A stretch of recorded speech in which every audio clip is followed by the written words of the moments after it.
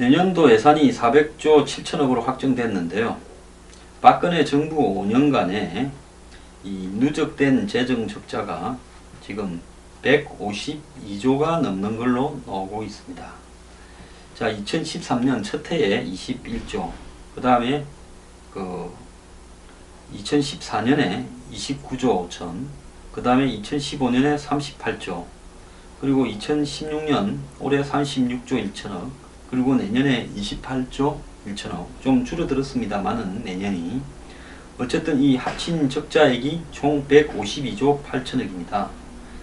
이명박 정권의 5년간 재정 적자가요 98조 9천억인데 그때보다도 54.5%가 증가했다는 겁니다.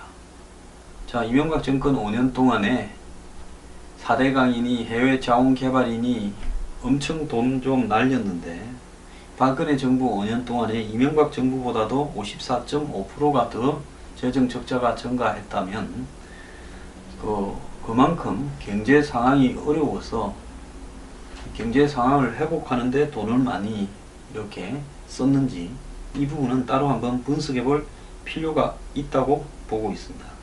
국가 채무 증가액은요 이명박 정부 5년간에 133조 9천억이 늘어났고 박근혜 정부는 그때보다도 66.5%가 많은 239조 6천억이 늘어났습니다.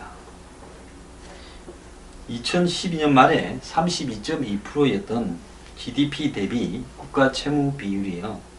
내년에는 40.4%로 처음으로 40%를 넘어가게 되었습니다.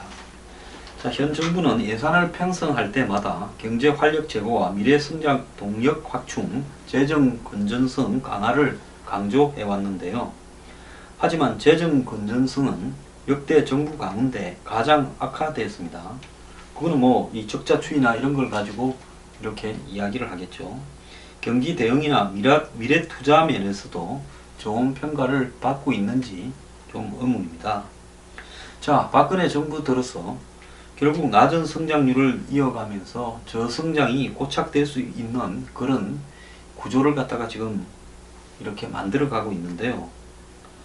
자, 그렇다고 해서 저출산이나 고령화 등에 대해서 구조적인 위험에 대해서 극복을 하는, 자, 우리는 돈을 갖다 부어서 재정 적자도 늘리고 빚도 늘리지만은 그렇지만은 국가의 미래를 위해서 지금 씨를 뿌려서 이 박근혜 정부 5년간에는 좋은 소리 들을 걸 포기하고 미래에서는 우리가 이를 뿌린 희생 때문에 좋아질 거다라고 요구했다고 보기도 어렵습니다. 정세 등을 통해 재정 규모를 확대하지 않은 채 병행하기 어려운 목표를 설정해서 예산을 편성해서 그렇다라는 이야기도 합니다. 그래서 정세는 없다라고 계속 이야기를 해오면서 세금은 늘리지 않고 대신 여러가지 경제를 활성화시킨다라는 명목하에 예산은 늘려온 대가라 이렇게 보이는데요. 박근혜 정부가 지금 1년 반도 제대로 안 남았는데요. 제 같으면 지금까지 3년 6개월을 보면서 지금 하고 있는 일이 제대로 되는 것인가 라고 바라보면 제대로 되지 않을 수가 있다는 부분을 인정해야 될 시점이 됐다고 봅니다.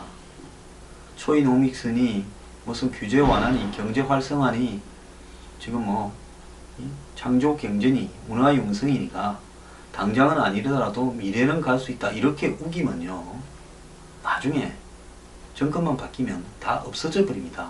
창조 경제가 내년에도 내년 정권이 새로운 정권이 탄생한 다음에도 이어질 거고 문화 융성이 이어질 거고 규제 완화가 이어질 거라고 보십니까? 4대 개혁을 이야기하면서 노동, 금융, 공공, 교육 등을 개혁하겠다 했지만은 과연 개혁이 얼마나 이루어졌습니까? 결국은요 정권 바뀌고 나면 다 없어져 버릴 수 있는 일을 하는 것일 수도 있습니다. 그렇다면 남은 이 기간 동안에 돈이 들지 않고 사회를 개혁할 수 있는 과제가 뭔가 그런 부분에 집중하면서 마무리에 치중하는 것이 옳지 않은가 이런 생각을 하는데요. 지금 최근에 들어서 4대 개혁 이야기는 다 물 건너 가버렸는지 이야기도 잘 안 나오고 있습니다. 자, 이 일을 어떻게 해야 되겠습니까? 노무현 정권이 경제에서 무능했다 해서 국민의 심판을 받지 않았습니까?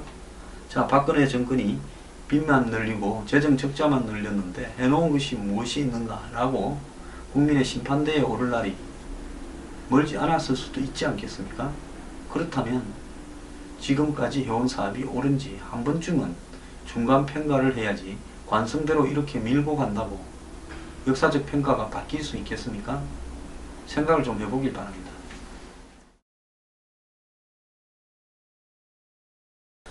한진해운이요, 최근에 한진그룹이 내놓은 자구안이 거부되면서 결국은 지금 법정 관리로 들어가서 우량 기업들만 이렇게 이 현대해운하고 이제 현대상선하고 합병하는 쪽으로 가지 않을까. 그러면서 나머지 부분들은 문을 닫는 형태로 가지 않을까. 지금 이렇게 보이는데요. 어쨌든 이 채권단과 보증기관, 회사채 및 주식 투자자, 협력업체들은 다들 큰 손실을 떠안게 됐는데, 이에 반해 한진해운의 부실 경영을 불러온 전 대주주인 최은영 회장은 자구안 마련에서 아무런 책임을 이행한 적이 없어 비판을 받고 있습니다. 이분요, 이거 한진해운의 이 주식을 중요한 어떤 결정을 하기 직전에 팔아서 비판도 많이 받았죠. 자, 이 금융권에 따르면 한진해운의 법정 관리로 주채권은행인 KDB 산업은행은 최대 6,600억, 신용보증기금은 4,300억의 손실을 입을 가능성이 지금 예측되고 있습니다. 산업은행은 한진해운에 일반 대출 3,400억을 해줬고 대출 보증 300억을 해줬습니다.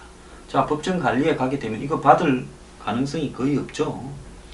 또 한진해운이 발행한 사모회사채 2,400억, 공모회사채 500억도 산업은행이 보유하고 있습니다. 나중에 이런 부분들도 다 회사가 법정 관리로 들어가서 청산에 들어가게 되면 결국은 다 휴지 조각이 될 가능성이 있습니다. 신용보증기금도 한진해운을 돕고자 이 회사의 회사채를 기초자산으로 발행한 프라이머리 유동화 증권과 관련해서 4,306억 규모의 지급 보증을 썼습니다. 법원이 한진해운의 청산, 즉 회사를 문을 닫는 걸로 결정하면 산업은행은 원금 상당수를 떼이게 되고 신용보증기금도 꼼짝없이 보증을 쓴 액수만큼 출혈이 불가피합니다. 국책은행과 공공기관의 손실은 결국 세금으로 충당되어야 되는 만큼 이 두 군데에서만 1조 원의 혈세가 날아간다. 지금 이렇게 예측이 됩니다. 한진해운 투자자도 최악의 경우 원금을 다 까먹을 수 있는데요. 한진해운이 발행한 회사채 잔액은 1조 1891억입니다. 이 중에 개인이 645억 원어치를 들고 있는데요. 한진해운의 채권 가격은 2,700원에서 2,900원인데 액면가, 발행가에 지금 3분의 1도 안 되는 수준까지 가 있습니다. 머지않아 휴지 조각이 되겠죠. 나이스 신용평가사는 한진해운의 무보정 채권 신용 등급을 채무 불이행 상태인 D로 강등을 했습니다. 한진해운은 이날 상장 채권 4종 4,260억의 기한이익이 상실되었다고 공시했습니다. 기한이익 상실은 금융기관이 채무자의 신용위험이 높아질 경우 대출금 만기 전에 회수에 나서는 것을 뜻합니다. 즉 이미 한진해운에 돈을 빌려준 아까 말한 산업은행의 이런 기관이 아닌 금융기관들도 지금 한진해운이 돈을 갚을 가능성이 없기 때문에 이 대출금을 1년으로 이렇게 해서 빌려줬으면 기한이 아직 절반이 남았더라도 바로 회수 후에 돌입을 했다. 이런 것을 의미하는 겁니다. 주식 투자자도 손실을 피하기 어렵게 됐는데요. 매매 정지 전에 이미 한진해운 주가는 연초 대비 65%나 떨어졌습니다. 추후 법원이 청산을 결정해 상장 폐지를 하게 된다면 주식은 상장 폐지된 주식이 그러니까 장외 주식이 되는데 가격이나 있겠습니까? 몇백 원 되지 않겠습니까? 근데 회사가 없어지면 이것도 휴지 조각이 되죠. 소액주주는 전체 주식의 41.49%를 보유하고 있는 걸로 알려졌습니다. 대리점과 선박용품 공급업을 하는 한진해운 협력업체도 상거래 채권, 즉 일해주고 돈 못 받은 것 637억 중 90% 이상을 떼일 걸로 보고 있습니다. 이와 달리 2014년 4월에 경영위기에 봉착한 한진해운을 자기 그 남편의 형님한테 떠넘긴 최은영 전 회장은 이때까지 부실 경영에 대해 책임을 져본 적이 없고 오히려 경영권을 넘기면서 사이버 로지텍, 유수 SM 등 한진해운을 상대로 한 상당한 매출을 올리는 알짜 계열사를 따로 챙겼고 또 퇴직금으로 52억을 받았고 올해 들어서는 지난 4월 자율협약을 신청하기 전에 보유 주식을 전부 팔아서 10억가량의 차익을 본 걸로 알려졌습니다. 자, 어떤 사람은 죄도 없는데 주식이나 채권이 휴지 조각이 되고 국책은행이나 공공기관들은 보증이나 돈 빌려주고 다 떼이고 또 주식 소액 투자자들은 주식이 휴지 조각이 되고 이렇게 되는데 그 손실 중에 또 상당수는 정부 국책은행이나 공공기관이 떼인 것은 국민의 세금으로, 개인이 떼인 것은 개인의 손실로, 한진해운에 일해주고 돈 못 받은 사람은 개인 기업의 손실로 다 전가되는데 오나만 피해를 안 보고 도리어 이익을 봤다면 이것 자체가 정상적인 나라라고 볼 수 없지 않겠습니까?